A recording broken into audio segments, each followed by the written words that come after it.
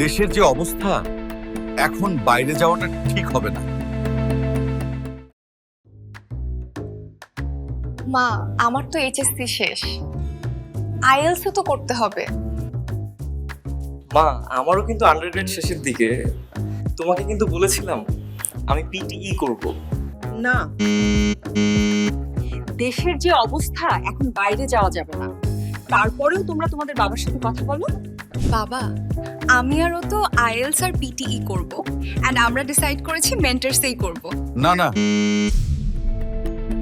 দেশের যে অবস্থা, এখন বাইরে যাওয়াটা ঠিক হবে না। বাবা, কি বলছো? মেন্টরস তো এখন মোবাইলেই। মেন্টরস তো এখন মোবাইলই।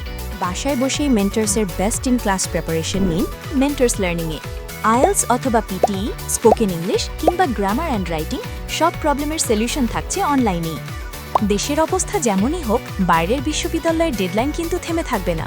তাই আইএলটিএস অথবা পিটিইর ফুল প্রিপারেশন চালিয়ে যাও মেন্টরসের সাথে।